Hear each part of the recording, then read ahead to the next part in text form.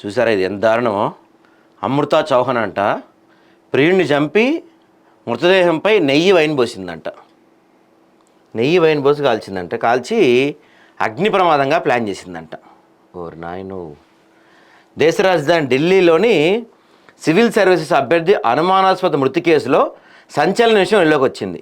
ఆ యువకుడి మృతికి అగ్ని ప్రమాదం కారణం కాదని, అతడితో సహజీవనం చేస్తున్న యువతే మరో ఇద్దరితో కలిసి హత్య చేసిందంట. అంటే డేటింగ్లో ఉన్న అమ్మాయే వేసేసిందంట. ఎందుకు వేసిందో పాపం అక్క. అతడు అగ్ని ప్రమాదంలో చనిపోయి చిత్రీకరించేందుకు మృతదేహంపై నెయ్యి, నూనె, వైన్ చల్లి సిలిండర్ నుంచి గ్యాస్ లీక్ చేసి పేలుడు జరిగేలా చేశారంట.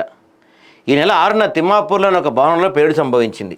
అక్కడ ఒక ఫ్లాట్లో కాలిపోయిన మృతదేహం కనిపించింది. మృతుడిని రామ్కేష్ మీనా 32 ఏళ్ళు అంటే గుర్తించారు.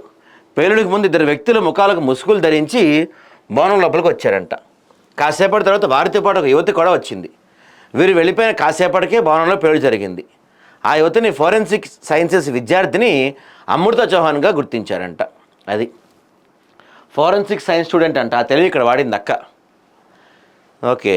అమృత ప్రైవేట్ వీడియోలను రామ్కేష్ రికార్డ్ చేశాడని వాటిని డిలీట్ చేసి అంగీకరించకపోవడంతో అమృత తన మాజీ ప్రియుడు మరో స్నేహితుడితో కలిసి అతన్ని హత్య చేసినట్టు తెలుస్తుందంట. అదండి, వీళ్ళిద్దరు లివింగ్లో ఉన్నారంట. సో ఉన్నప్పుడు ప్రైవేట్ వీడియోస్ ఏవో షూట్ చేసిండంటాడు.